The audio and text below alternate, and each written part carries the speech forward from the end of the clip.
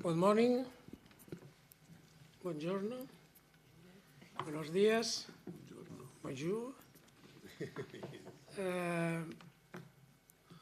Welcome to this beautiful morning in Brussels. It's not so often. Very rare. It looks like Cyprus, like Italy, Spain. like Spain.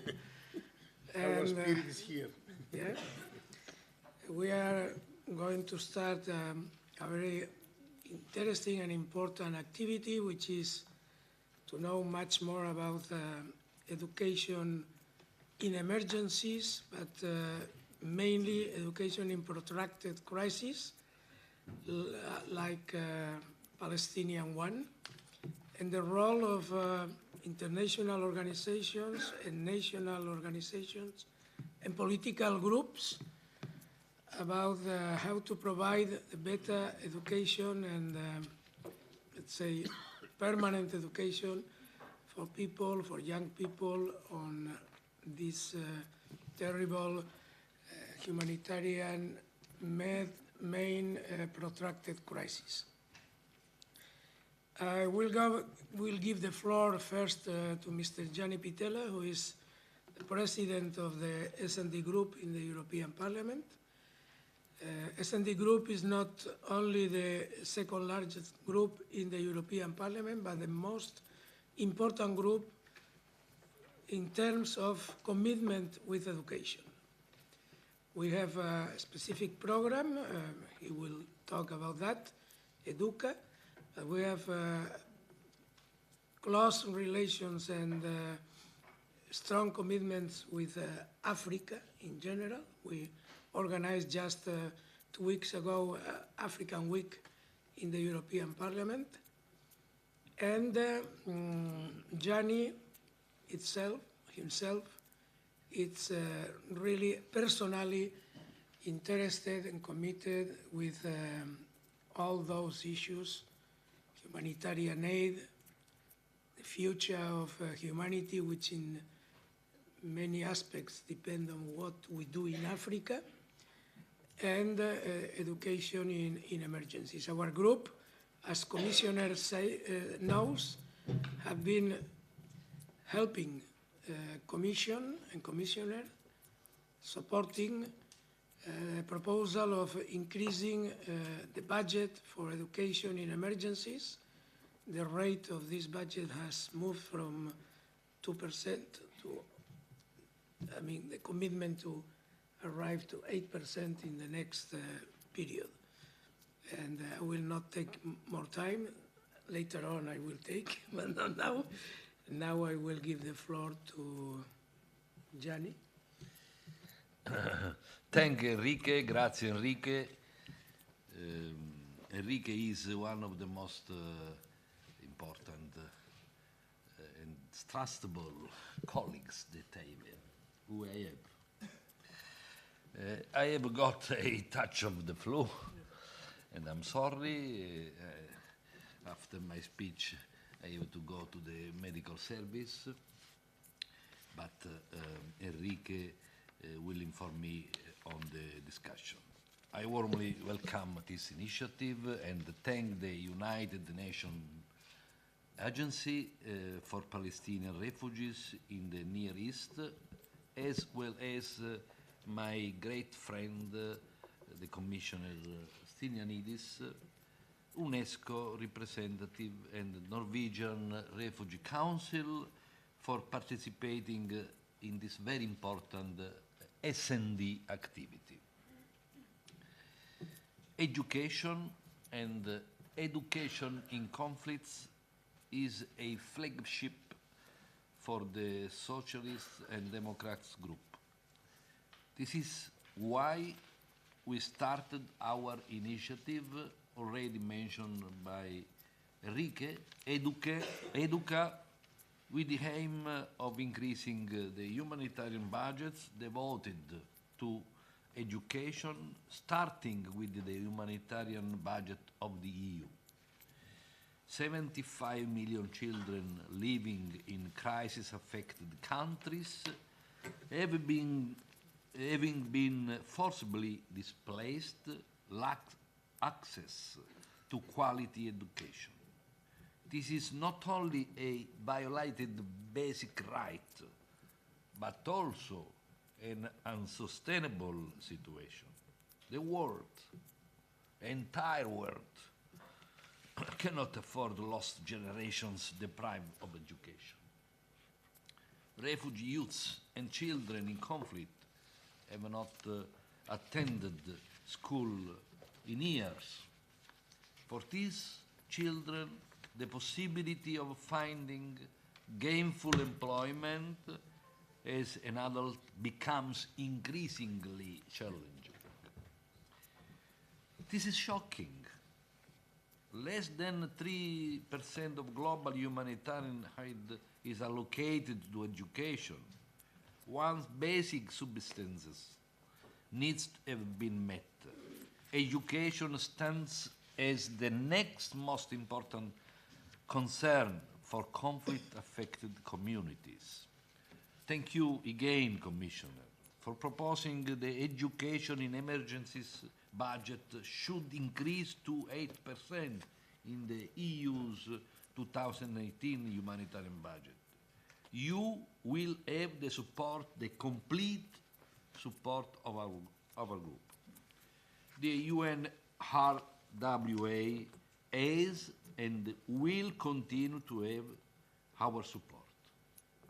You deserve our respect and our support as a major agent of stability that has been providing protection and assistance to Palestinian refugees in the Middle East for almost 7 decades, including more recently assistance to refugees from the Syrian war.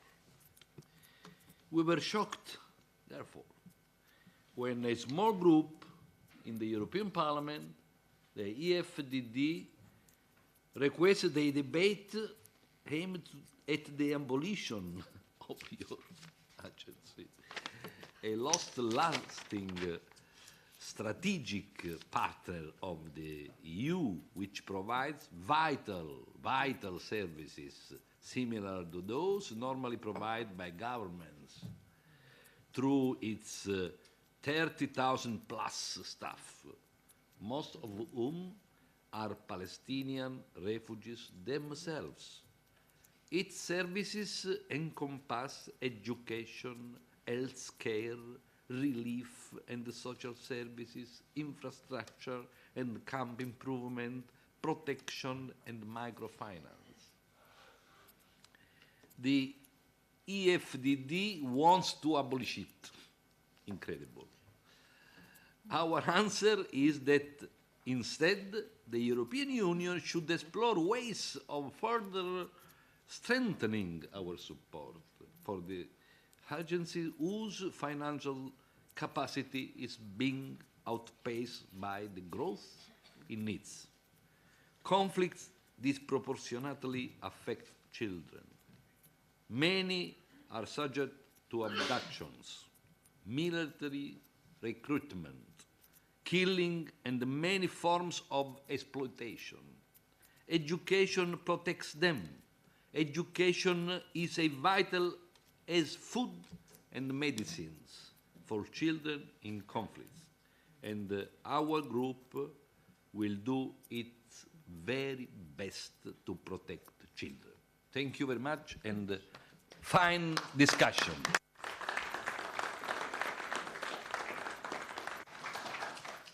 Thank you, Gianni. I now will give the floor to Commissioner Stylianidis. I want to express my gratitude to Commissioner because he is doing a real good job as Commissioner. He is really committed with all the crises around the world. Unfortunately, we have more and more intense every year. And, but in any case, he is a friend. We talk many times about other issues not connected with humanitarian aid. And he and Mr. Pitella have more things in common. They are not only interested on education, they are both medical doctors, which is something, I mean, not so. Medice curate ipsum. So, but Christos, the floor is yours. Thank you, Enrique. Thank you for your kind words. I'm a little bit shy. Thank you for your collaboration as S&D coordinator in the DEVE committee, and thank you also for all support in many controversial issues, in some contexts, and as you know, I count on you in order to go together to reach our common goals. Thank you so much. Chairman Pitella, dear Yanni, dear partners, dear comrades, dear friends, I'm delighted to be here today with you to speak about my passion, and I think our joint passion. As Yanni Pitella already said, we share, all of us in this place, this passion about education and emergencies. Since I took office in 2014, I've consistently been advocated for education and emergencies. And in my cabinet, already accused me, but already became an obsession. And I can say, why not? In our life, we need sometimes positive obsessions. It's a sort of real encouragement to continue in this difficult way and to reach our goals. First of all, I want to thank in particular the S&D group for your leadership, especially on this course, because many times as commissioner, I counted on S&D group support in order to overcome some obstacles, bureaucratic or others. Thank you so much again for this support. And you help us put education and emergencies in the spotlight. I also, of course, thank all the main political families who have supported our commitment. I'm delighted to see that education emergencies has been a cause that has united parliamentarians and all EU institutions. Thanks also to this special partnership, we've been able to advance a common goal, to leave nobody behind and help realize every boys and girls' right to education. I think all of us, we share this fundamental principle. Education is the foundation of everything else. It is a basic human right. Humanitarian crisis put this right in danger. It's up to us to make sure that this right is preserved. I feel a clear sense of urgency to do more. In every country I've been where there is a humanitarian crisis, I witness in person, on the ground, what a positive transformation education brings in the life of children. In Lebanon, in Jordan, in Turkey, for example, I visited a lot, three district countries. I'm coming from this region, and I know well the feeling of the people and the real problems on the ground, especially in these very difficult circumstances. I visited refugees, boys and girls enrolled in schools.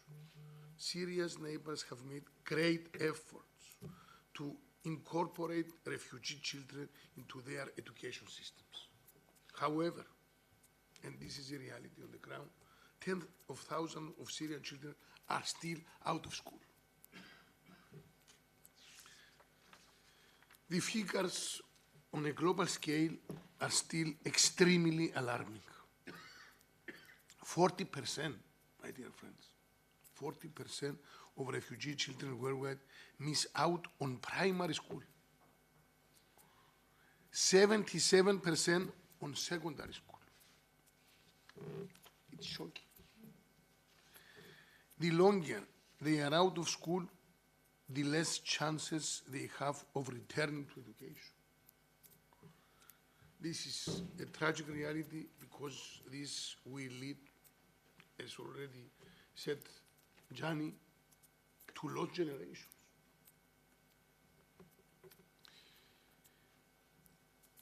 Dear friends, this is a situation that needs urgent attention. We must step up our efforts to ensure that all refugee children return to education as quickly as possible. They need it, they need safety, they need protection, they need normality, they need hope and prospect for their future. We have to realize that refugee education is a crucial investment, not only for refugees. Refugee education is also an investment for host communities. It is an investment in peace.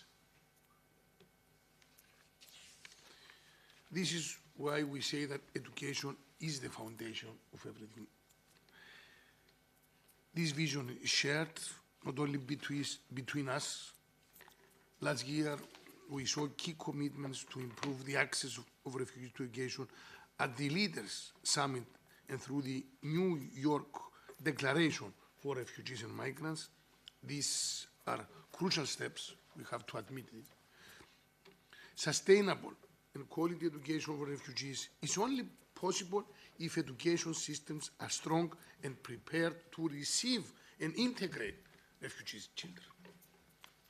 International actors and donors must support governments in their efforts to strengthen education systems. The European Union has supported Syria's neighboring countries since the beginning of the conflict. Our effort must be tailor-made to the local context and adaptable to cover the specific needs of vulnerable groups within the refugee communities, such as girls, the enrollment of refugees care is consistently lower than that of boys. And I saw, for example, in the areas which affected by Boko Haram's activities, Niger, Chad, Nigeria, that the major vulnerable part at this area are the girls. And especially through education, we can fight as a last shield against forced marriage. And this is quite important, especially in these areas. Also, we must not forget teachers. Very often, they are also part of the displaced communities and work in a very difficult circumstances. But teachers are the backbone of quality education, and we must support them the best we can.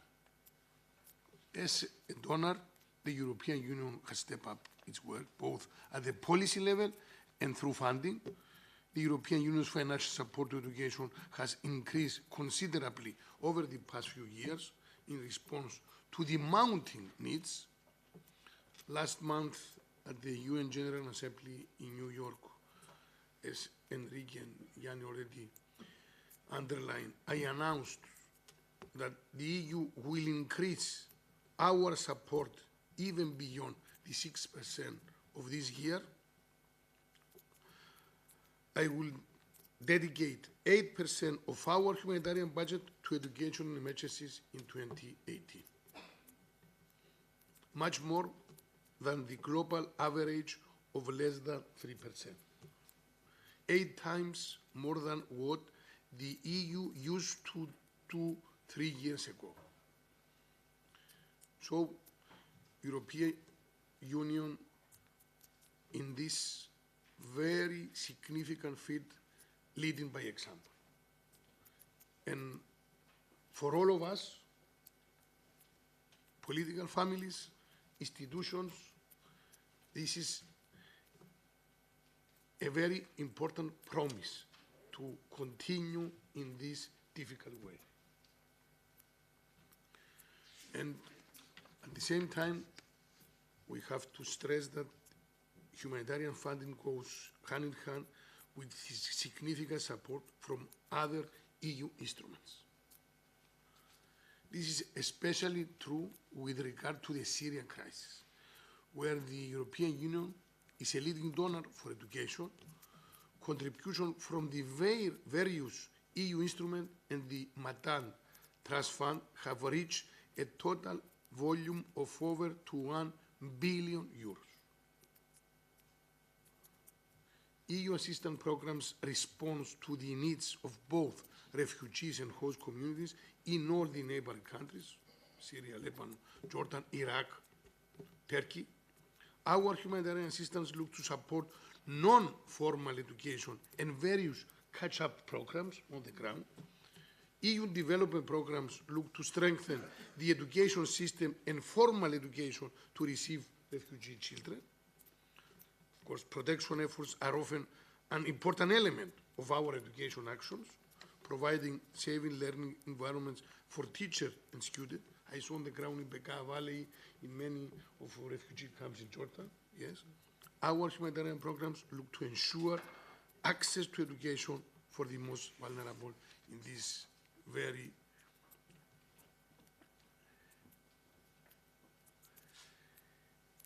difficult situation in these areas, especially in the neighboring countries.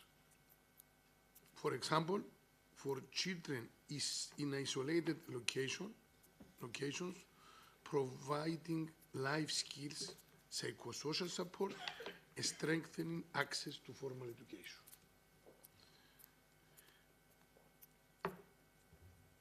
At the same time, as European Union, we step up our cash support for education. Best example in Turkey.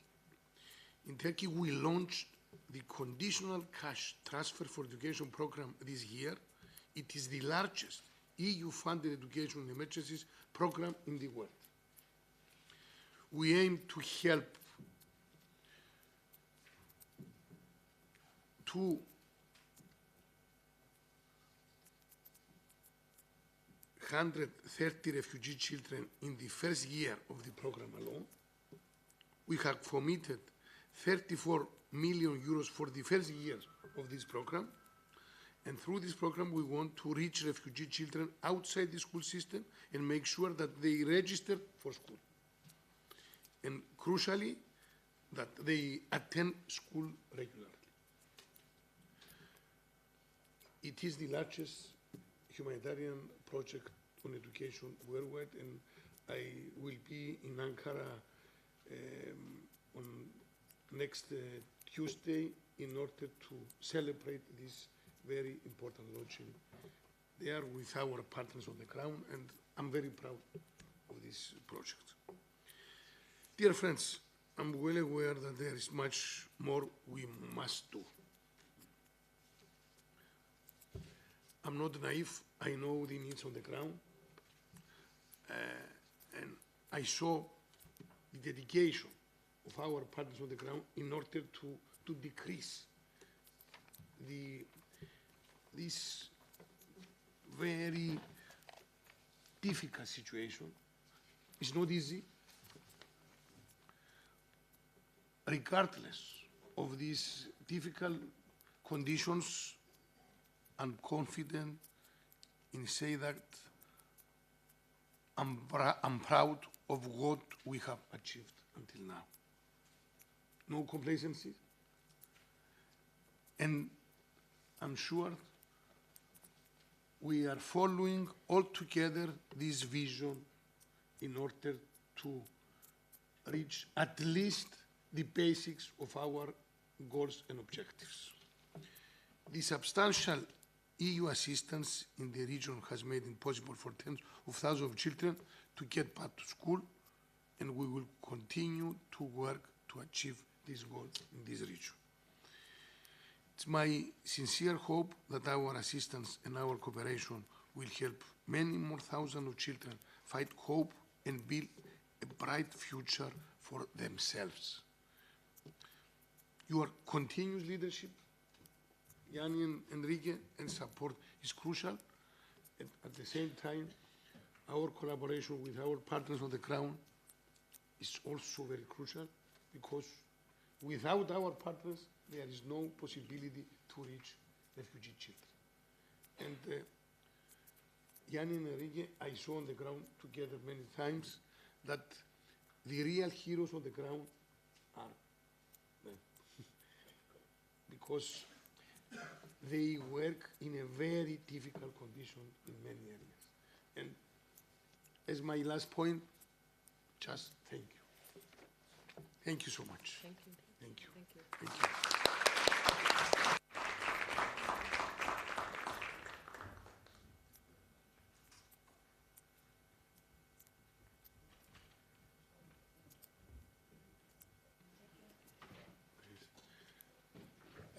Yes. I stay a little bit more because unfortunately I have to go at the airport. A lot of traveling around the world, but I'll stay a little bit. Yes. Thank you, Christos. Some information before we start with our speakers. You know that we organized that in temporary context of the World Teachers' Day, who was last week.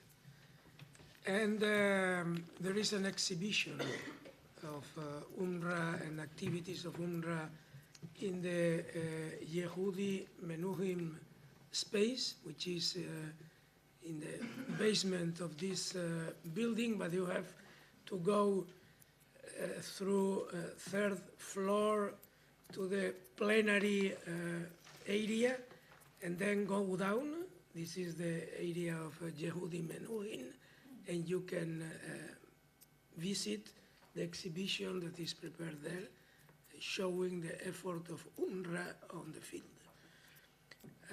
Apart from that, you have something in the files that you receive, in your information, You have to evaluate this activity. This is important at the end of the activity or during the activity that you do it.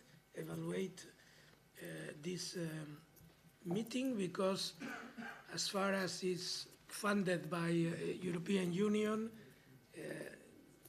it counts on the assessment of the activity that we organize as institutions. So now I will proceed giving the floor to our speakers. The first one will be Yayoi Seri-Vitket.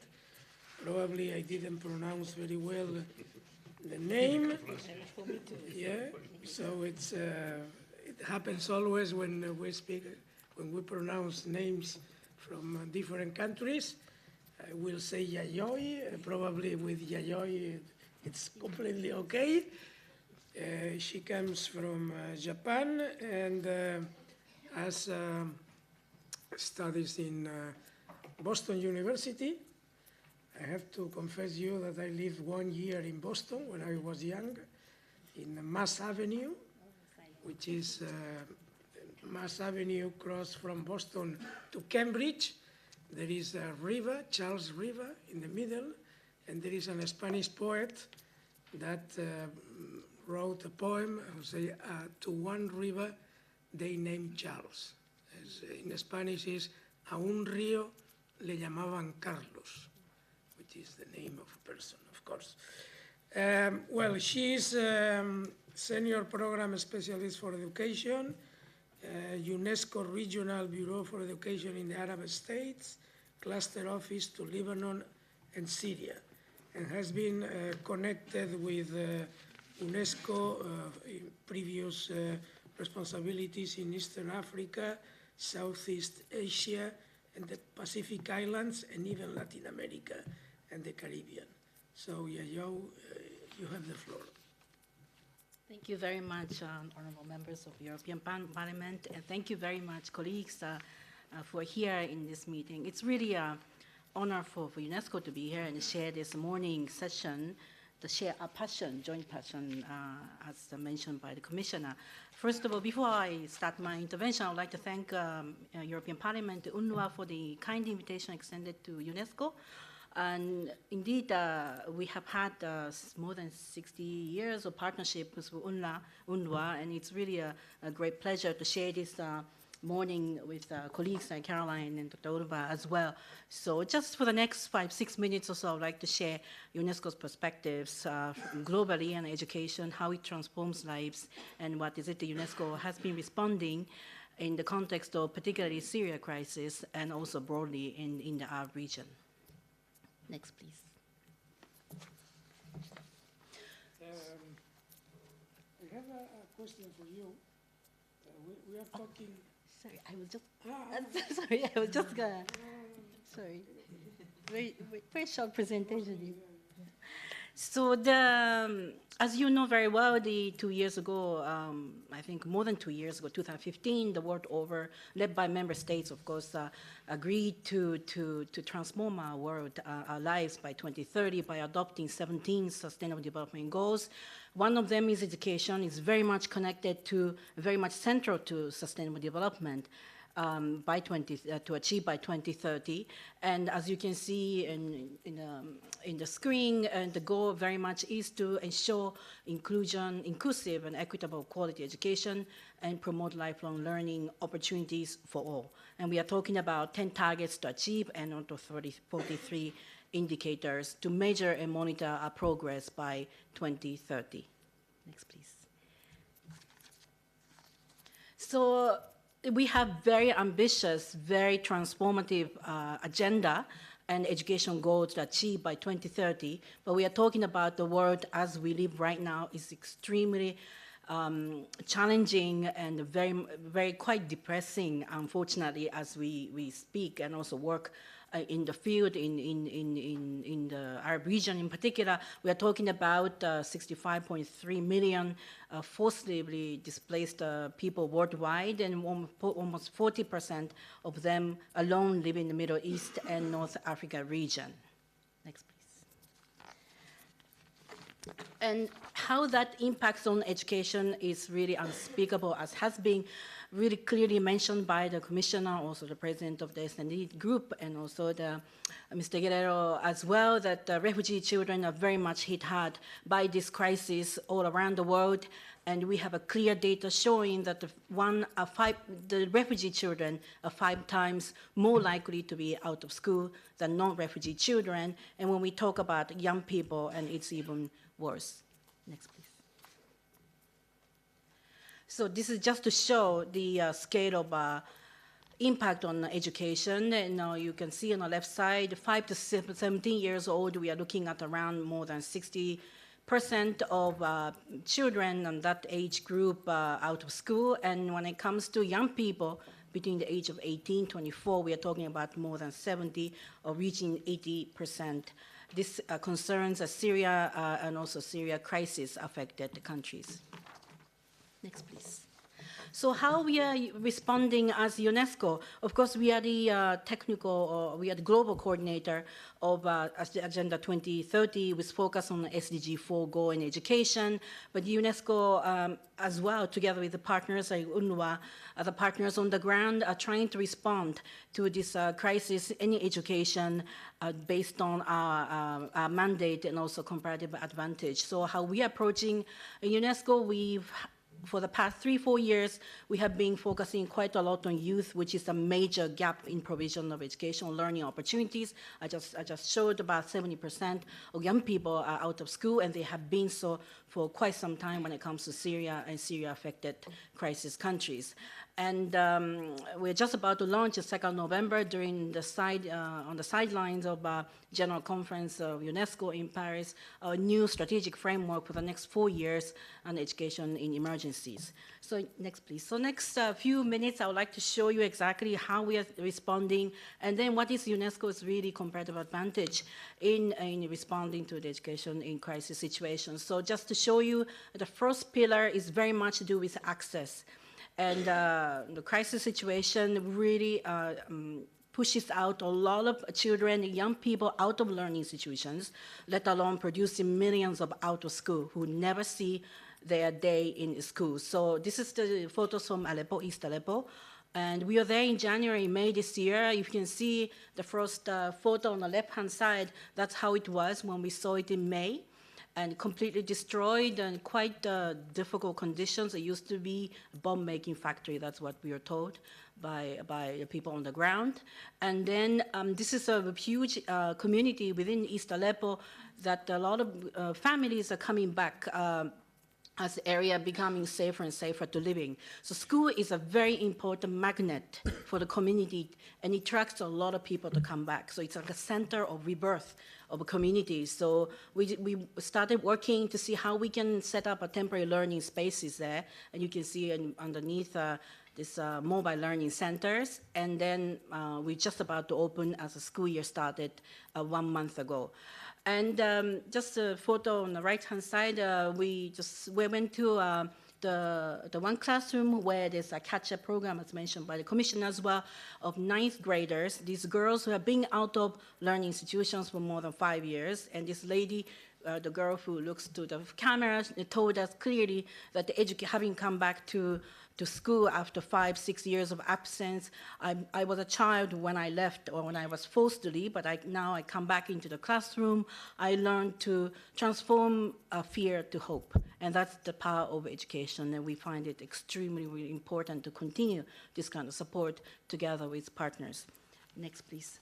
And the second pillar is quality, as has been, of course, stressed and mentioned. Teacher is the backbone, the center of quality education and learning opportunities. So UNESCO, together with partners as well, focus on what is it we can do to support teachers, particularly in public schools, who are accommodating large number of refugee children, young people into their classrooms, their normal working environment, so that they are better equipped, better supported to provide learning opportunities for children, young people coming from different curriculum background, teaching background, and also children with very traumatic experiences. So psychosocial, as has been mentioned already, is very much central to that. So we are supporting what we can, preparing teachers, for instance, providing handbook for teachers and practical tips on how to detect issues inside the classroom, how they can manage large classroom, and also the dealing with children coming in a language, different language support. For instance, in Lebanon, in secondary school, there's an English and French track, while Syrian children, of course, they had been educated in Arabic only. So it's a major, major challenge for children, young people, as much as for teachers and school communities. Next, please. Finally, this is the cornerstone, I would say, of UNESCO's support. Of course, this is where we defined what UNESCO can do in education emergency settings or crisis situations. It's really very much strengthen national education systems. As we work with Lebanon, for instance, and also Syria inside, and Jordan, Iraq, and also Palestine, and also the Yemen as well. Myself, I'm responsible for Yemen. We recognized, and member states themselves, countries themselves recognize there are a lot of gaps in the provision of education system. So unfortunately, we are talking about the millions of children and young people, adults, communities have been affected, but the countries themselves, in order for them to be able to provide quality learning opportunities, not only for Syrian or refugee children, but also their own learners, they see the crisis as an opportunity to improve education systems on the ground. So for UNESCO, what we have been doing, I can talk a little bit more later on. For instance, we are looking at the curriculum, the content of education, how it works, what sort of content, content of education, how it can be best delivered, how it can be adopted, it can be relevant to the needs of learners. Also in Lebanon, also Syria and Yemen, we're looking at the provision of alternative education.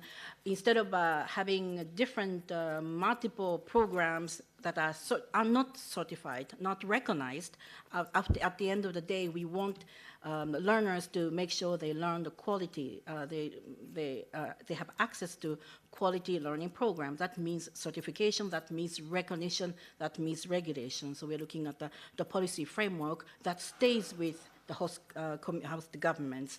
In Jordan, Iraq, and Syria, we are talking about data issues as well.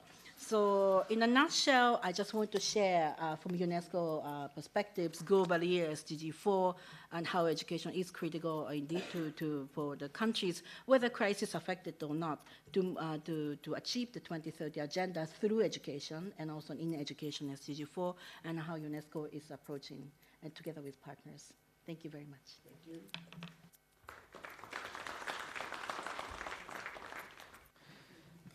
You say that maybe we could take the opportunity of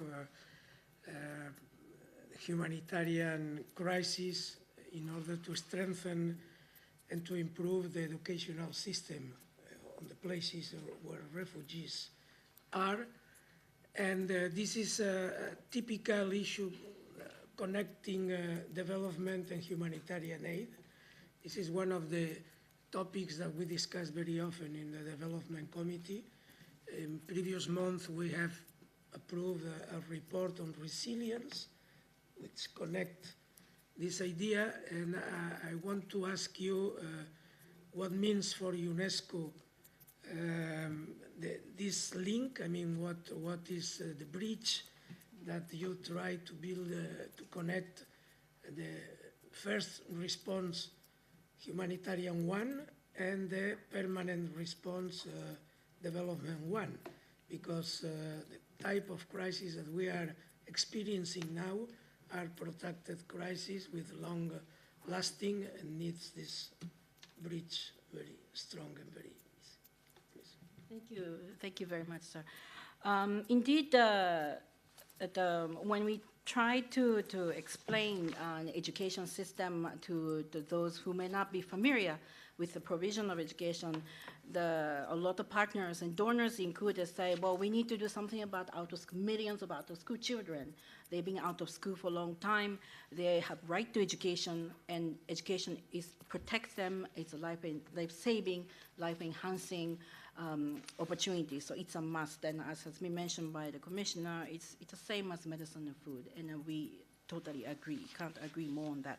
However, it's not really dichotomy of humanitarian development. We are talking about the same children. We are talking about the same young people. We're talking about same parents, same system, same Ministry of Education, same people we work with. We cannot separate them from one place to another. So it's really artificial, and it really fragments the education system. We can't end up doing more harm than good. So our approach, and I believe it's not only the approach of UNESCO and also many partners, is really to approach as a system. As just mentioned briefly, for instance, in Lebanon and Syria and Yemen, they realized that the out-of-school children, all of a sudden, they have a lot. Not only their own children, of course, and refugee children as well. They realize that formal education alone is not good enough. They what to do? No formal education, alternative learning programs. There are so many provided for by many, many actors. But the damage we can end up doing really is to help them access education programs that are not recognized, that are not certified, where we don't find trained teachers, well-supported teachers.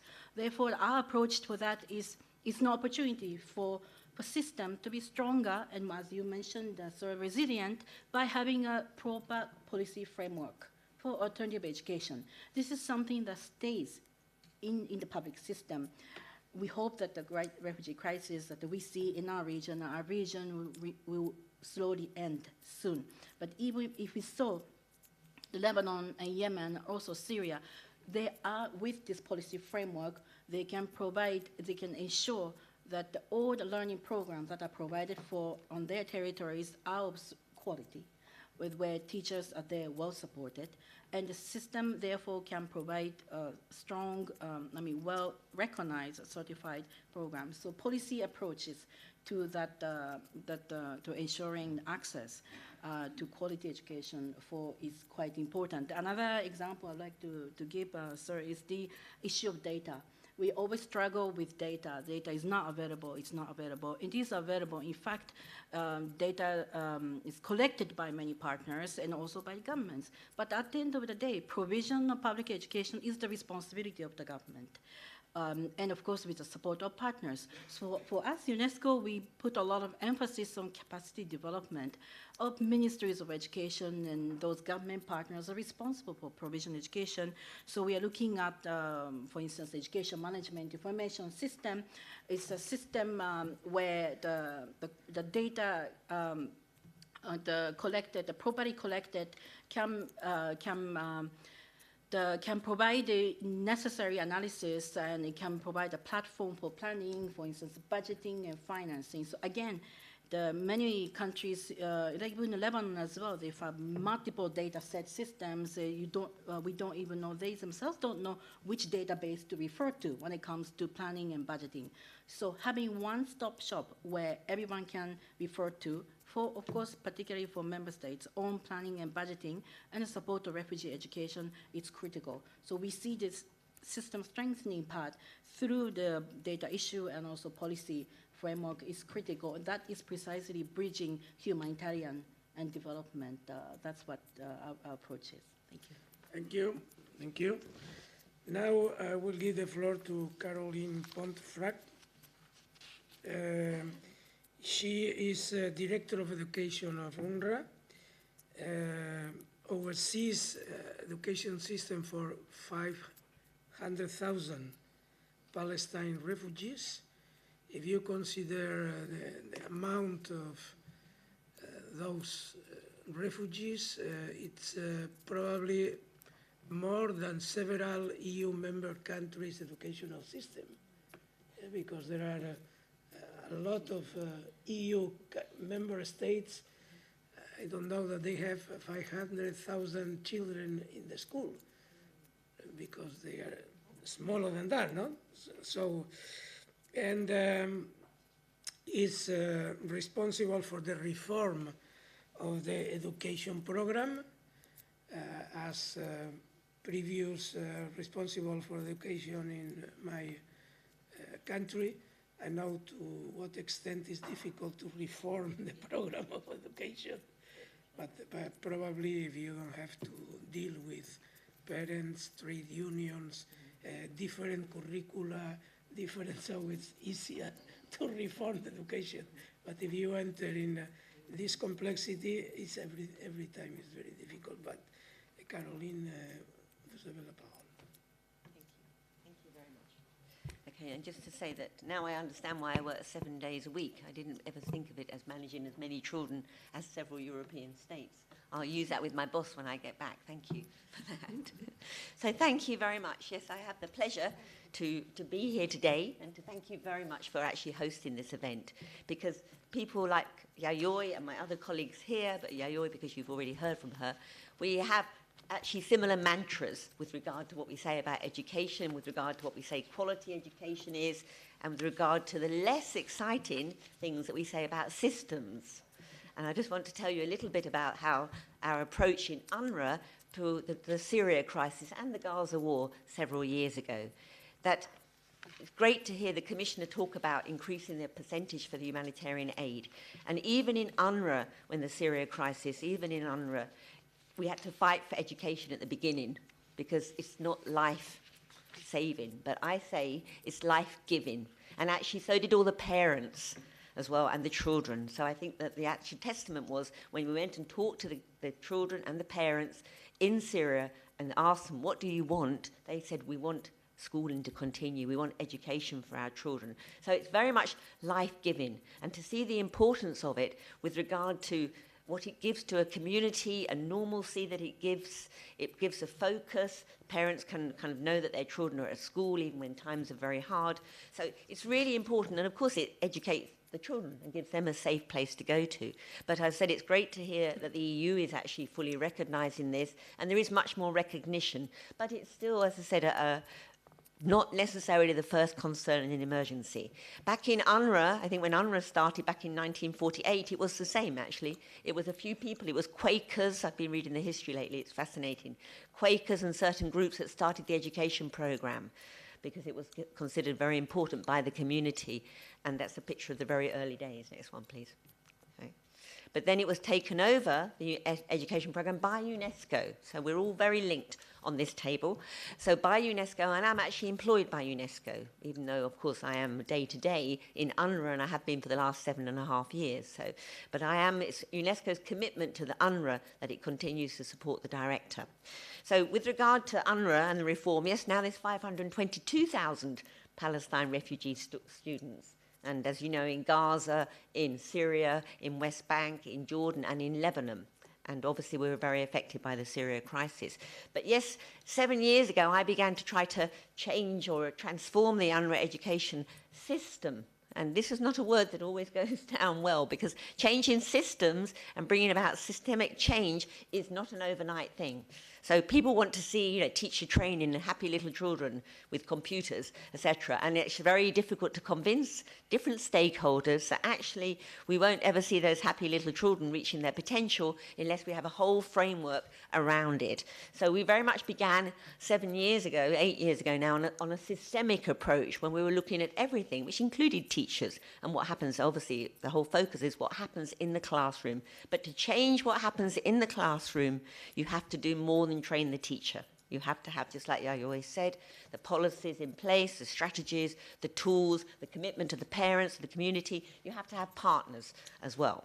So we began the education reform, which was about realising the potential of all the Palestinian children. And then when our medium-term strategy came about a couple of years ago, we also aligned it completely with the Sustainable Development Goal. So we are also talking about quality, we're talking about equity of experience and outcome and inclusive education. So we're very much aligned now in terms of what we're trying to achieve. Next one, please. Okay. So we were doing this already. So we already had lots of challenges. We'd had Gaza wars quite recently. We were bringing about a reform. We had 5 different fields. We were trying to actually make sure we got the balance between the overall frameworks and the context, working together always with the colleagues. And as our colleague said earlier, they are Palestinians. The 30,000 staff are Palestinians. We always talk about nearly all of them are Palestinians, but actually I've never found one who isn't. So I think we just say that to just in case, but they are Palestinian staff. So when the Syria war started, or the Syria conflict, it was a big shock. Syria, a very stable place. It was kind of the less exciting of our fields. It was all about Gaza and West Bank and Lebanon, say. So the Syria war started, and we really had to, first of all, fight for education. Next one, please. Fight for education to be on the agenda, first of all. And now I'm glad to say that UNRWA itself, in our new emergency framework and the UNESCO work, is putting education there from day one. From day one, you know, that we were there. So it's not about waiting until everything's settled and then moving in, it's from day one. So we had a reform in place and we were trying to shake the system, that's always what I describe it, to shake the system to change what happens in classrooms. So what do? Well, actually the Syria colleagues, the Palestinians, decided what to do. They said, we want to carry on with the reform. You know, we want to carry on with these programs, we want to carry on putting the policies in place. And that actually turned out to be the best thing they could have done, because a lot of what we were doing was about bringing teachers together and bringing head teachers and the community, because it was all good practice. And that actually helped strengthen the resilience of the teachers. It engaged the community. So they carried on doing that, which actually served them well. But also we had to think about how we do things differently.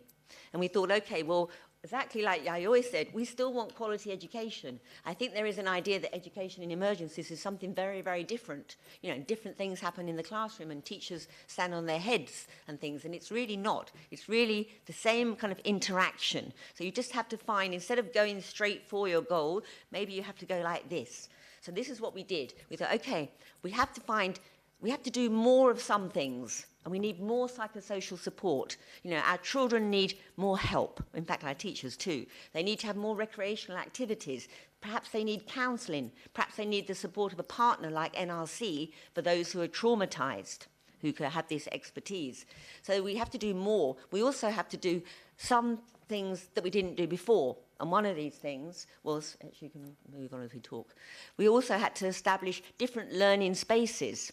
And we talked about this. This is a very kind of known thing in education and emergencies, finding alternative learning spaces. So we actually established in the shelters, where our teachers, our families were living, we established alternative learning spaces so that children could go and have that opportunity to have time out and to have learning and to have extra support if they needed it. We also had to think of different ways of doing things, because a child couldn't necessarily arrive in the classroom and have the textbook in front of them. We had to think about, perhaps they can't come to the classroom. Perhaps they can only come to the classroom a few hours a day. You know, perhaps they can never come at all. So we had to think about UNRWA television. We have a television channel which is very much about educational broadcast. It started in Gaza. So we had to harness the Gaza channel, which was already looking at working agency-wide, and start developing programs for the children who were affected by the Syrian crisis, whether they're in Syria or in Lebanon. And actually, funnily enough, we hear stories of them watching it in Sweden, the Syria children who actually, the Palestinians who actually went to Sweden, were moved there. And we also had an interactive computer program for literacy and numeracy. So we found different ways, and this each time we worked with all 5 fields, because our other fields have experience. We have West Bank providing education through the Intifada. We had Lebanon with the civil war. We had Gaza with several wars. So we had the expertise in our other fields, in our other Palestinian colleagues, to work together to get these different ways of learning out. Thank you. And as I said, we actually built recreational centres. We put up, places for children to play, and we supported teachers in terms of how they could better support children. I think that's very important, that we think about how the teacher can better support the child and the teacher themselves. So we continued with the professional development, but we thought about the needs in terms of how they need to support the children in a very new context, and we tried to support them in doing that. So we were doing some things, as I said, more professional development, some things differently, like the self-learning as well. And another thing we also did was, sorry, can you go to the next one? Sorry, it should have been there. Oh, it's gone, my one. Okay. Another one was safety and security. We had a lovely picture of children doing evacuation drill in the playground. So getting children to be able to leave the school, having contingency plans in place, working with the parents. We set up an SMS system so the school principal could send an SMS to parents to say, come and get your children. You know, we're a bit worried about the security. Or come to school, it's fine. So we set up systems like that, an SMS system. We actually set up contingency planning. We did training for our teachers and for our children, you know, how to kind of get from A to B and to try to stay safe. Very important, as I just mentioned, was the community participation. So we really, all these things are actually important in ordinary times, but particularly important in times of crisis, that the community are there and they're engaged, whether it's the children doing the self-learning, whether it's knowing about the psychosocial support they may need, or whether it's actually receiving the SMS messages and knowing whether they can bring their children to school. Can you go back, please? So we worked on, as an agency, we continued to deliver the reform, you know, with regard to its very system-wide approach, which was policies and it was strategies and it was down on the ground, but we also were trying to deliver, as I said, in this kind of different way to achieve the same objective, because we must remember that quality education, you know, remains quality education, and it's absolutely important to us all to remember that and to remember how vital it is. Now, UNRWA has been delivering quality education and striving to deliver quality education for nearly, as you said, 7 decades now. It was never envisaged that it was going to be for so long.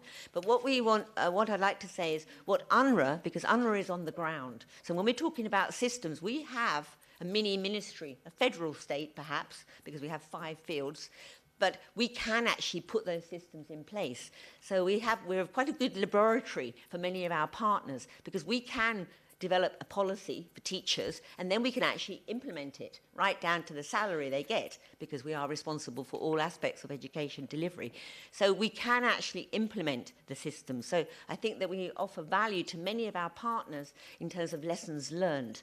We can try out, the program we developed, the self-learning for Syria, was taken sounds a bad word, but used by UNICEF, and it's under the whole of Syria program. So UNICEF developed the self-learning material, working with us, but developed a kind of online version and helped in terms of improving it, and it was the whole of Syria program.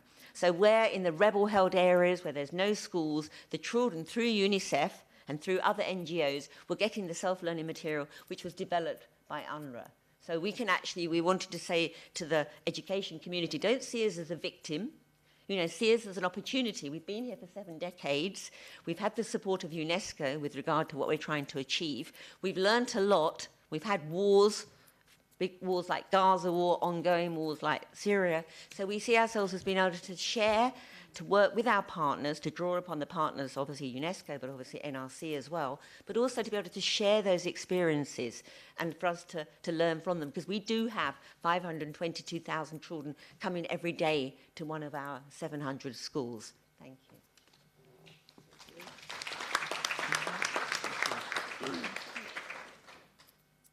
Caroline, as you say, that you have long experience, your organization, because the Palestinian conflict comes from 1948, let's say, with different conflicts, escalating different wars. And your experience is quite important for other humanitarian crises in different parts of the world. You can provide key lessons of how you have been dealing with education in humanitarian conflicts and crises. And I will ask you how you see UNRWA in global context and how you draw which main lessons you will draw from your experience in those decades that unfortunately you have been providing education for Palestinian refugees. Thank you. I think I would say, and as I said, it's really boring, but I would say systems. And it's very boring, but honestly, it's what makes the difference. It's not about little bits and pieces. It's not about lots of fragmented approaches. It's not about giving every child a tablet and everything will be great. It really is about having strong systems in place and then developing the capacity within those systems. So this is what we would say that you have to have, and the World Bank report on the UNRWA system, Learning Through Adversity, that came out a few years ago, actually noticed that why UNRWA did better in terms of the achievement of the students from the host countries was because of the system approach. Because we do recruit the teachers, we do train them, we do support them, we have got the policies, we do look at all areas as well, including the curriculum, because we do the curriculum of the host countries. So I think that is it. You have to have a system approach. And I would say that education in emergencies has to be innovative, but it's actually still something recognisable to all of us.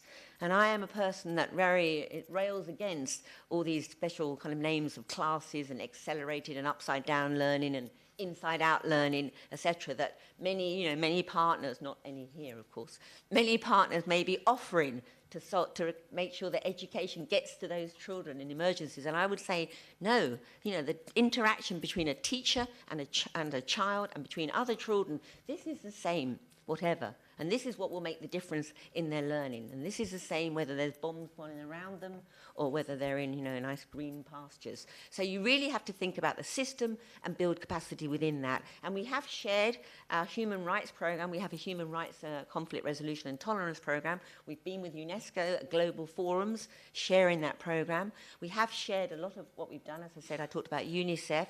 So I very much wanted to put UNRWA back into that position of actually offering and sharing, and because everyone knows that UNRWA never has any money, so we don't want to be seen as a person with the handout, but we want to see seen as a person who's actually, the organisation that's actually giving. So I think, yes, sadly, systems. Not exciting, I know. Caroline, now I will give the floor to Oroba Labadi.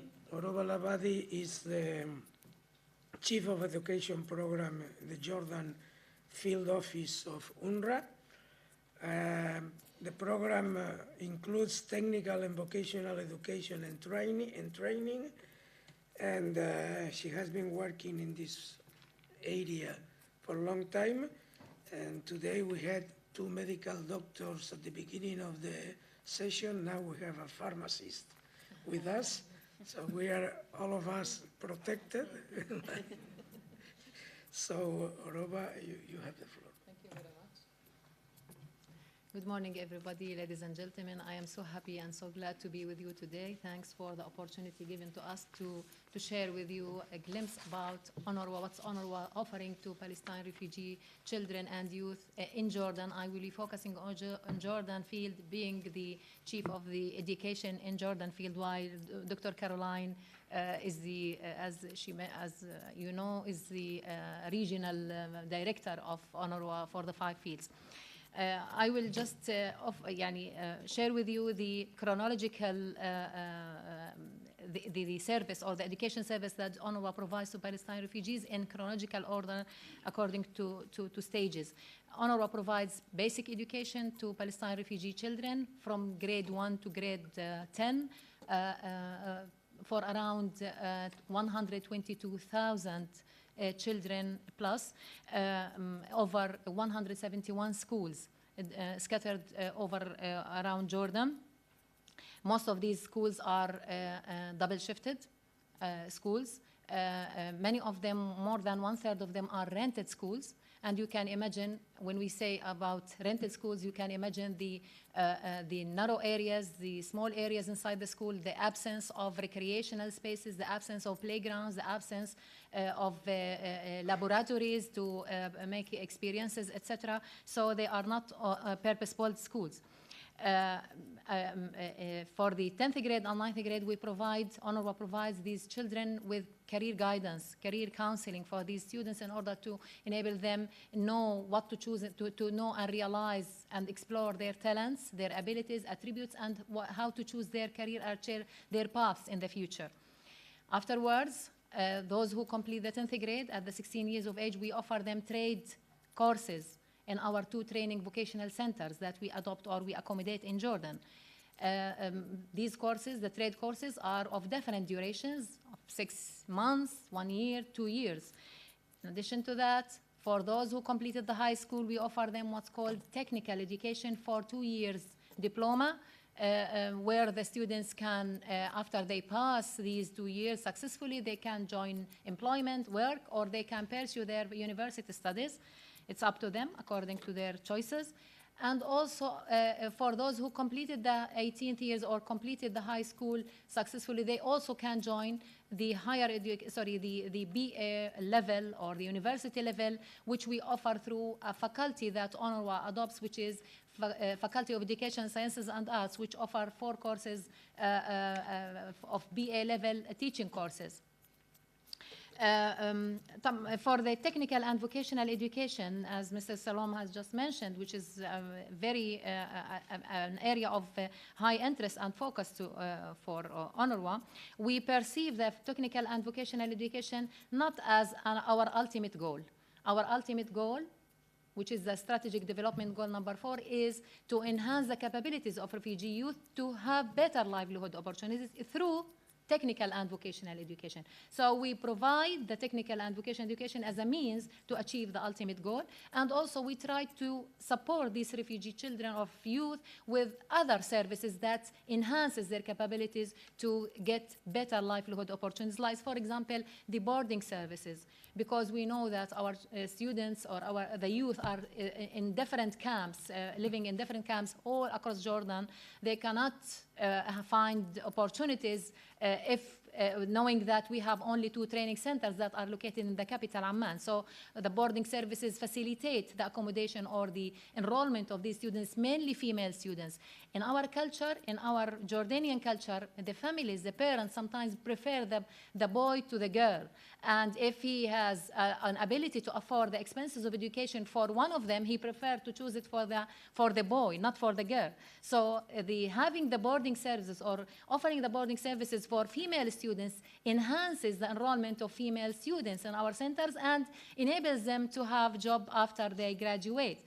Taking into consideration that the participation in employment market for women in Jordan is the least in all over the world, it was estimated by 11%.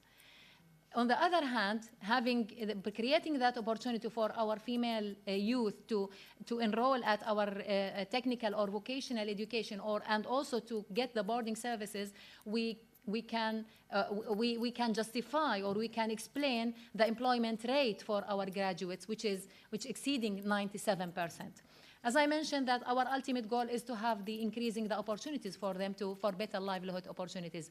And to have this also, we offer them placement services. This is why we have a placement office for the Jordan field that tried to explore the employers, to enhance the relation with the employers, and to link these graduates with the employers in order to have them jobs immediately after they graduate.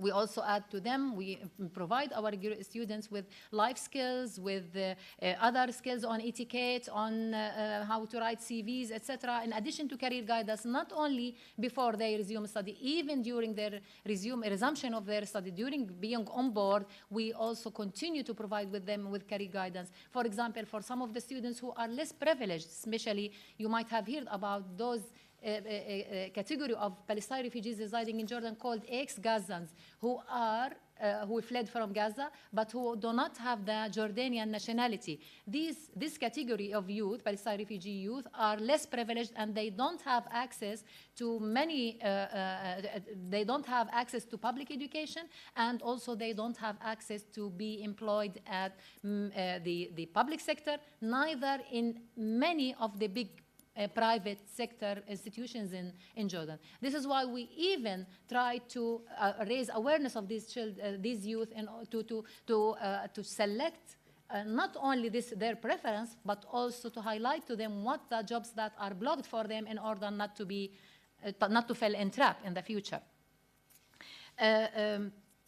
For the challenges or for the achievements of our students, let me share with you some of the achievements that these students being selected on academic merit, based on the academic merit, score the highest or achieve the highest or the better or the best results among their counterparts in the kingdom.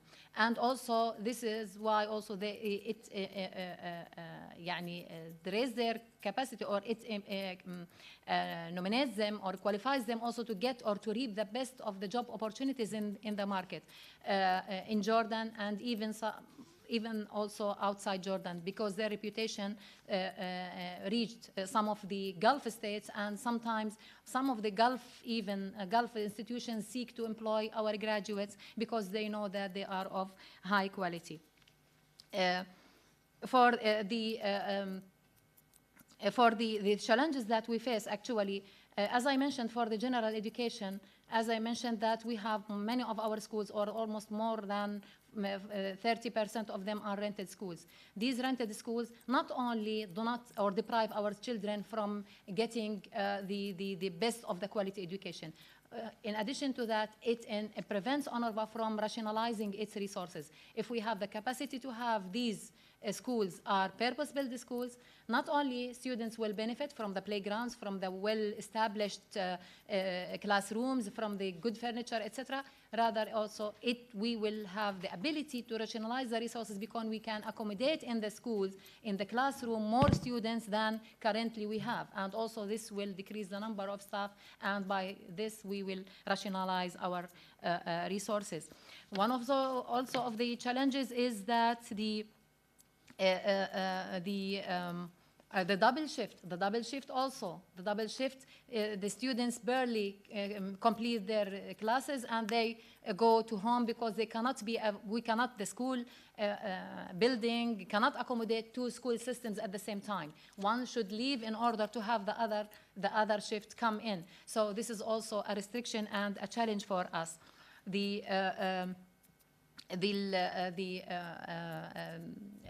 textbooks, as you might know, that we adopt the Jordanian government curricula.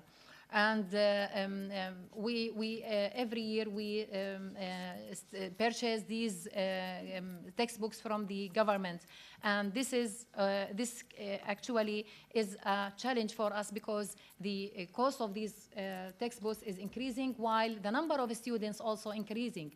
This year we accommodated around 800 students extra compared with the last year. The last year is also accommodated more students than the year before. The number of students that are enrolled in UNRWA schools are increasing by time. Because of the quality and adopting the reform, and also because many of the students are who cannot be accommodated at government schools have their only resort is our UNRWA schools. For the technical and vocational education, we have many challenges. Despite that, we are achieving in very harsh situations, achieving the highest employment rate, which reaches 97% in Jordan, the percentage of employment of our graduates, 97%. The females of them have scored an unemployment percent of around 90%. Actually, this is a big achievement compared with the available conditions, which is that we have 2 training centers.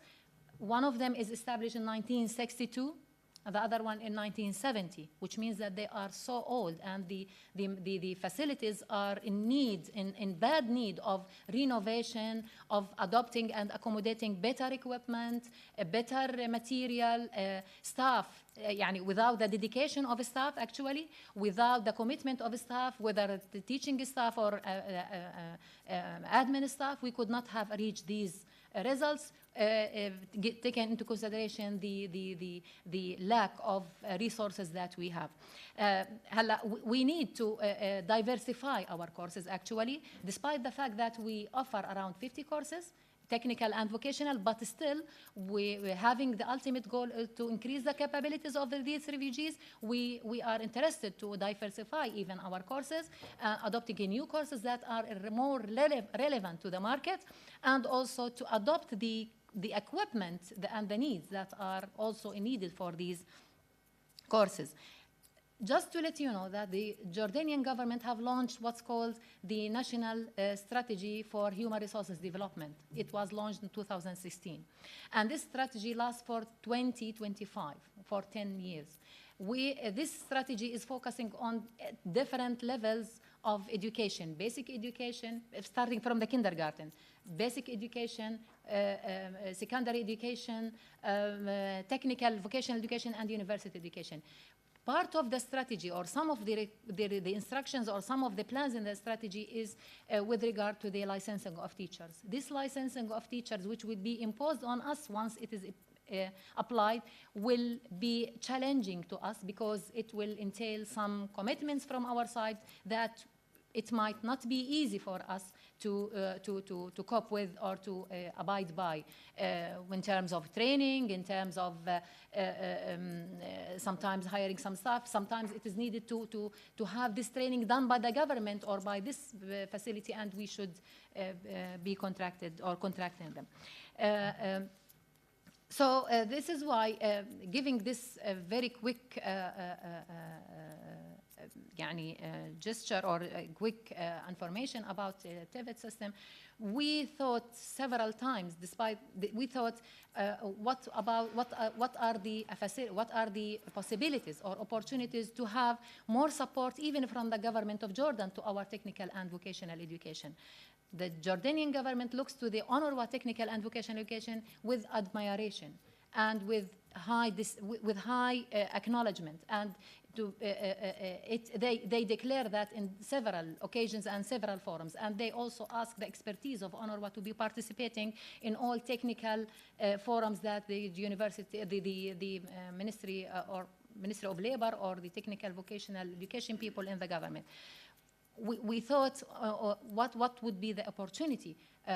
We are wondering what will be the opportunity to have part of the support to the UNRWA technical and vocational education as being part of the community living in Jordan, and having that the Jordanian government is receiving high support in this regard in the technical and vocational education.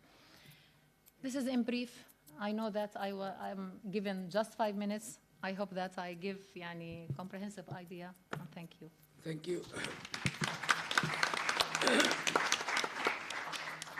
I was preparing to ask you about the connection with Jordan technical educational system, but you have already responded. If you allow me, I will give the floor to the next speaker, because we want to have some time to give the opportunity to the audience to intervene. So now we have Teresa Curran with us, who is the representative of Norwegian Refugee Council. He is an education specialty in the Syria Response Office with the Norwegian Refugee Council based in Jordan. So you have the floor. Good morning, everybody. Hello. Okay, I'm a teacher, in case you haven't noticed. All right, and so I'm very excited about the fact that we have this opportunity to come together with other passionate people. I had the opportunity earlier in the week. I'm in Brussels attending the Global Education Cluster, and the commissioners spoke and shared the news about the 8%, and I can promise you that with humanitarians from across the world in the room, more than 90 of them, they were extremely excited. So we're knowing that we're in a place where people value education, are excited about education, and are as passionate as we are, which is the reason why I hope you're all sitting here this morning. I'm very thankful to UNRWA for the opportunity. We have been fortunate in the region, in Middle East, to work with UNRWA over a number of years, and in fact, a meeting very soon to renew our MOU regionally, and we're excited to explore what's going to happen next when it comes to education for children in the region. With NRC in the Middle East region, we work in a number of locations. We work in Palestine, we work in Iraq, Lebanon, we also work in Jordan, and up until recently, we worked in Turkey, and we also work inside Syria. So my position, whilst I'm based in Amman, I work inside Syria with my teams. I'm based in Amman just simply because it's easier to travel from there. You can't just walk into Damascus and then go wherever you want. So we go in from all sorts of neighboring countries. So in our response, we work with a wide variety of children. We work with displaced children from within Syria. We work with host community children. We also work with refugee children, which a lot of people would not be aware of. You can't imagine the challenging decisions that a parent makes from Mosul when they are displaced, and where are they going to go? And then their decision is to go to Syria, to another war zone, because it's safer than where you are. So we have the real honor of working with children who are refugees in Syria. And then, of course, we look to the future, in the distant future, sadly, when Syria is a safer place, when Syria starts to return to being the country that it was, and we will start working with returnee children, children who were refugees with our colleagues and will come home. And we look forward to that day. At this point in time, very small numbers. The majority of returns are people who've been displaced within Syria who are returning home. So we have the opportunity to work with children, to provide them with an opportunity to be protected, to connect with each other, and to learn. And as NRC, we're very excited to have that opportunity with Syrian children, their communities, and authorities across the country. This morning, I'm really lucky because what I'm going to do is I'm going to tell the story. Because as a teacher, that's what I love to do. I could give you lots of facts and figures, and I'm sure that you could look them up. But what I do believe is exactly what Carolyn said. Education is about relationships. If I asked you all to close your eyes for a moment and to think about who was that one teacher that you remember? Who was that one teacher who changed your life? And even if school was 40 years ago, like it was for me, I'm sure that you remember that person's name. I'm sure you remember how they touched your life and they changed how you felt about yourself. I'm very honoured because I have the chance to work with wonderful teams inside Syria to do exactly that. That when children are living in war and conflict, I have the opportunity with our teams to be that name that they remember, to be that person who inspires them, and to be the person who changes their life, even when everything is falling apart. So I'd like to introduce you to one of those children. And so I'm going to ask my good colleague here if she can please introduce us all to a young man. His name is Ibrahim. So.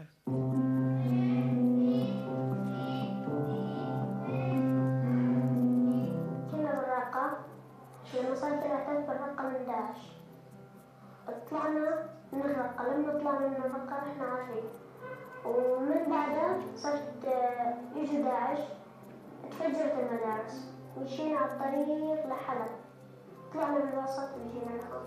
ما كان في عنا شيء كتير. قلت بدي ساعد أهلي، دشيت المدرسة رحت على الشغل، قطعت الديل سيارات.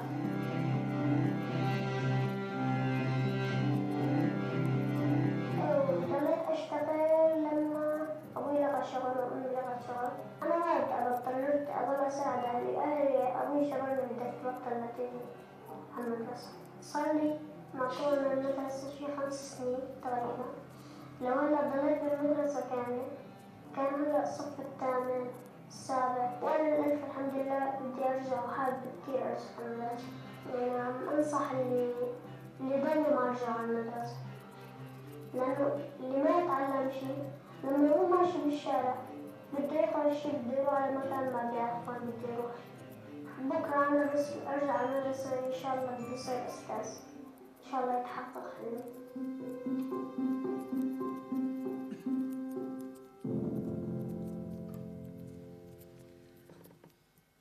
Please meet Ibrahim.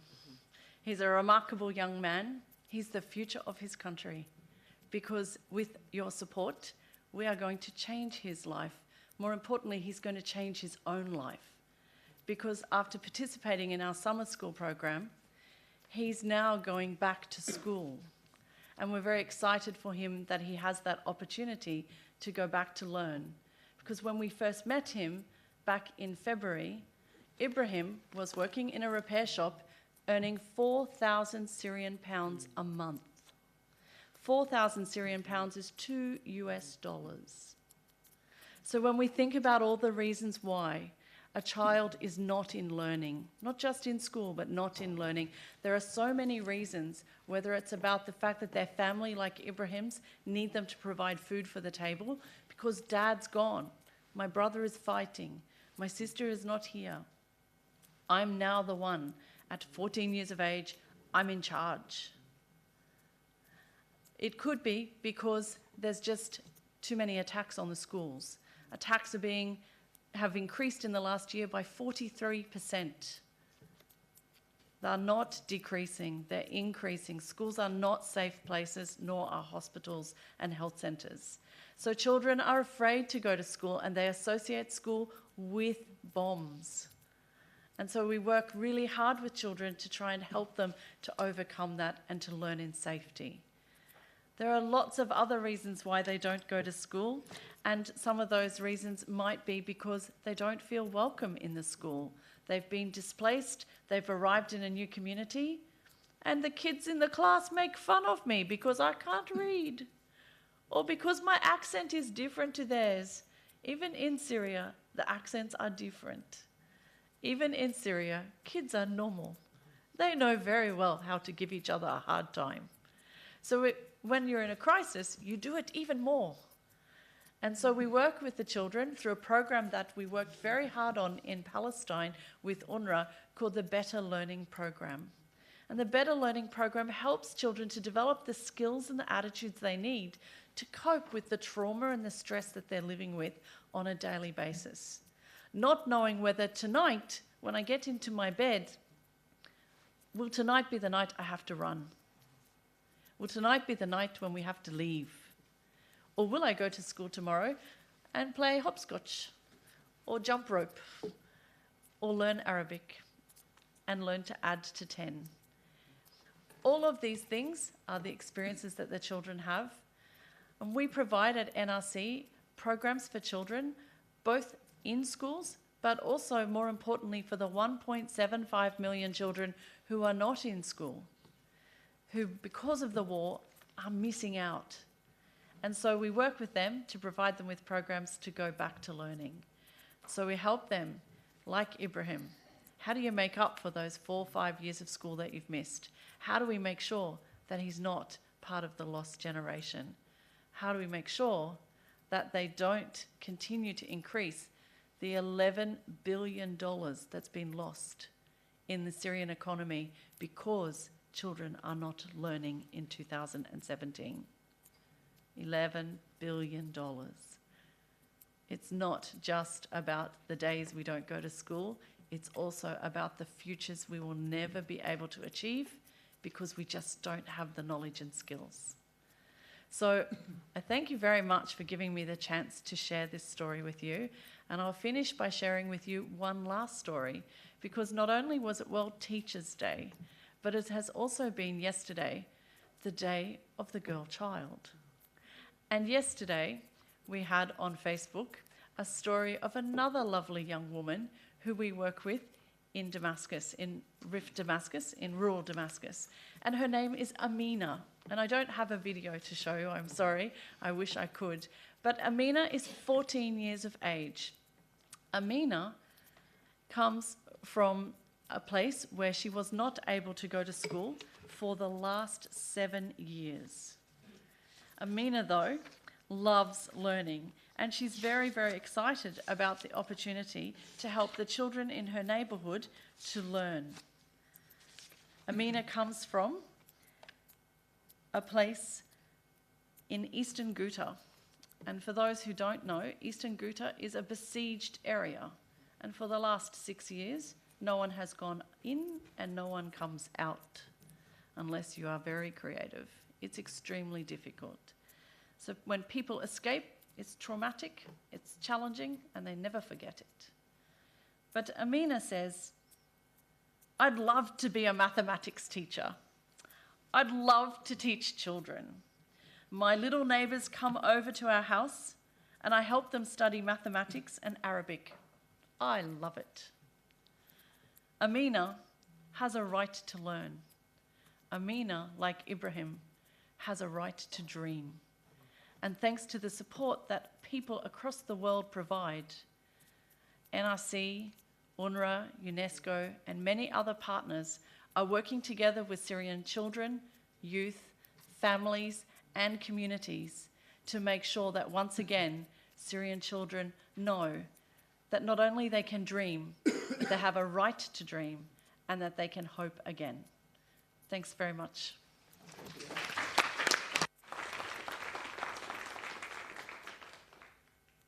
So with this spirit of Ibrahim and Amina, we have about 10 minutes or 10 to 15 minutes for the audience if you wants to express your point of view, if you want to put questions or something like that. Please. If you can say who are you and if you represent Hi. any institution or... My name is Rory. I'm a trainee here at the European Parliament. I have two related questions. I'm sure Caroline will be quite excited because one's actually about systems. Now, obviously, a system is manifest in its results, whether it's a success or not, but also in how it can be transferred. So I was wondering, now obviously I'm going to shift focus a little bit to, say, the Rohingya crisis. And I know that each system has to be developed within its own context. But equally, like, do you think what you found through the application of the system within UNRWA, it could potentially be useful for other related crises? And then one perhaps more for Enrique, but obviously I understand that there's the common humanity element here, but when working out how to distribute the 8% or whatever the actual sum comes to be, for instance, the refugee crisis in the Middle East has regional consequences. We're not too far detached from it, whether it's the migrant crisis or whatever else, but say the Rohingya crisis that has less of a direct impact perhaps on the European Union itself. I was wondering whether that's perhaps going to be as much of a focus as, for instance, what we've seen in the Middle East. Those are my two questions. Thank you.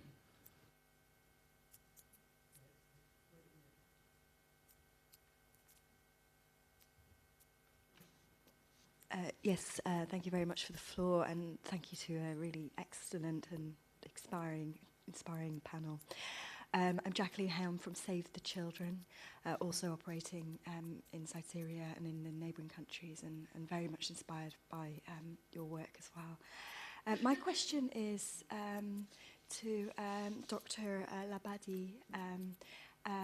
The EU, as well as offering education in emergencies through ECHO's funding, also has compacts with the governments of Jordan and Lebanon. And I'd be curious to know where you think the EU should put its efforts in its relationship with Jordan to ensure that more children are accessing quality education, because there was quite a big pledge to get, I think, 50,000 children into school by the start of this school year. I'd be curious how that's going and what more do we all need to do, including the EU and others like me who are advocating to the EU to get more children into those schools. Thank you.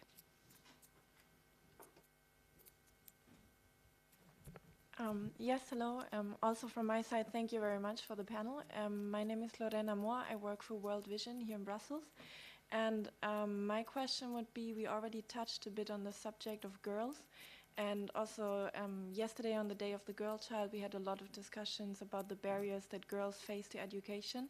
And specifically refugee girls who are like even more vulnerable to those barriers. So my question would be, what do you think do we need to tackle those barriers, and how can we ensure that especially girls in emergencies can profit from education? Thank you.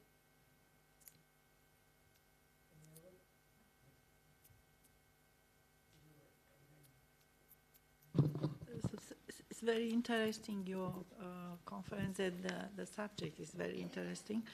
I have studied physics and informatics, and I'm an EU citizen.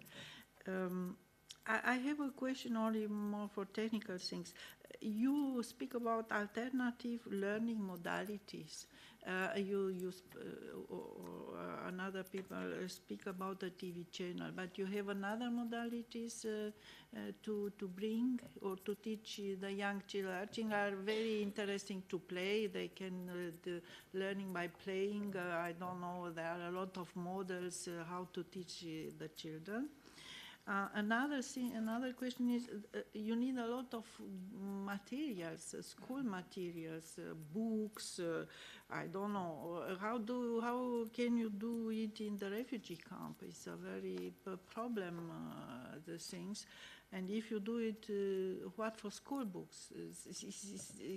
Because you have different systems. School systems, you know. So in Turkey, I take an example. So Syrian refugees in Turkey, So the Turkish, they have another system called the Syrian one, another languages, Turkish, they have Arabic. So it's very, for me, not so clear how do you do. And for the UNRWA, I have a question. Do you have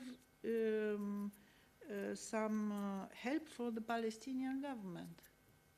Financially help, I mean. You are more in Jordan located, and you have the Jordan system and all the Jordan technical advantages, but do you have also from the Palestinian government help in this domain? So that's all. And how do you, because you ask the first teacher, yes, I know, my first teacher was in the primary school. A second teacher was physics teacher. That's, I take this. But how the degree do you have in the refugee camps? So you are primary school, you have secondary school, or you do it all together in a school because you don't have the possibilities, you know, to have two schools in a refugee camp, for example. You know.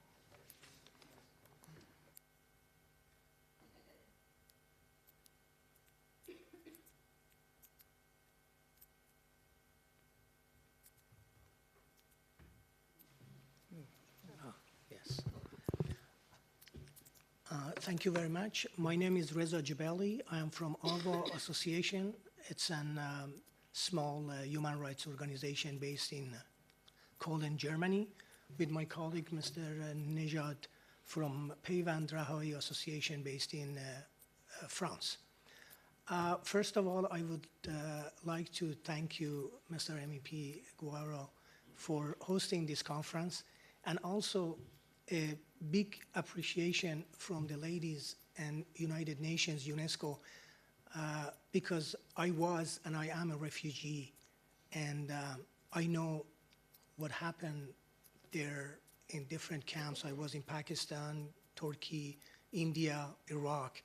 So life would have been disaster without you guys. So I want to appreciate for what you do. I have a different question.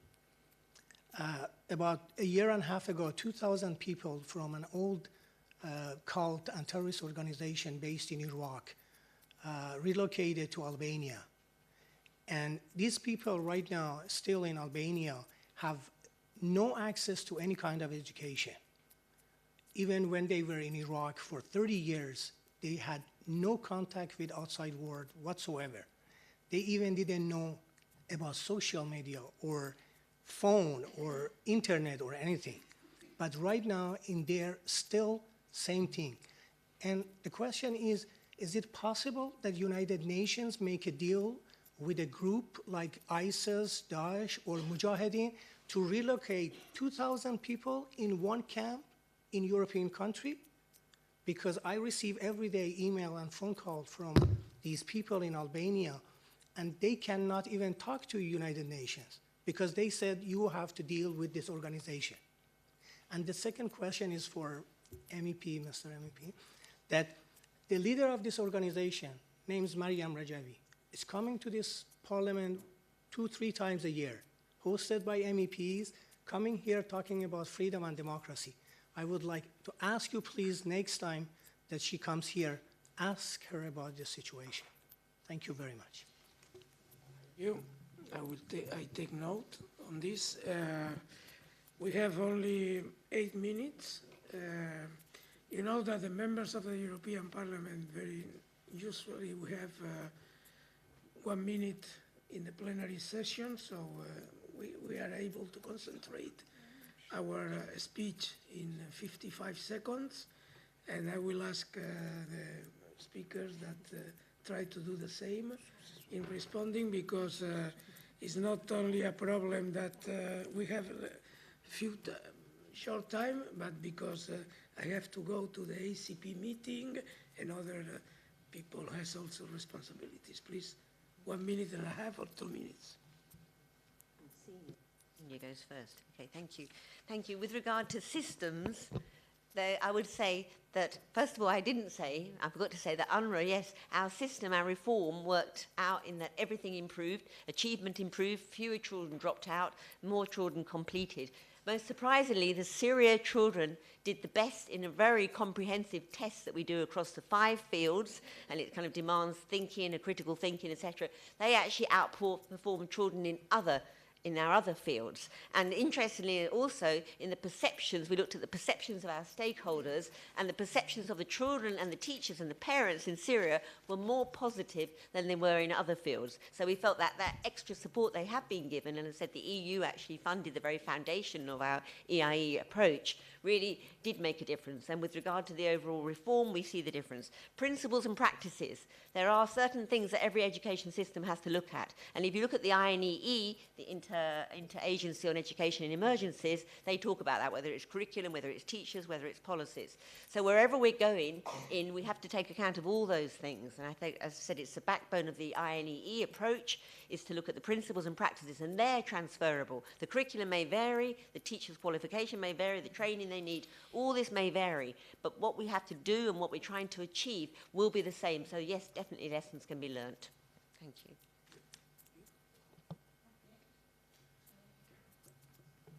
Thank you for the questions. For the question with regard to the EU role to help UNRWA, actually, maybe an advocacy role by the EU can help UNRWA advocacy with the global community, and also playing a lobbying role with the government, Jordanian government, to help or to facilitate that the government gives lands, plots of lands to UNRWA to construct new schools, because UNRWA sometimes manages to find a donor to fund a school, okay, construct a purpose-built school, but the problem is with the plot of land. Sometimes it takes long time, more than 2 or 3 years, to receive a confirmation from the government to construct that school. Textbooks, it is a very annoying issue. It costs UNRWA a great cost, $2 million per year. And applying the curriculum, the government curricula, we expect that the government should support us in this, especially that most of the students, the Palestinian refugee students, are Jordanian.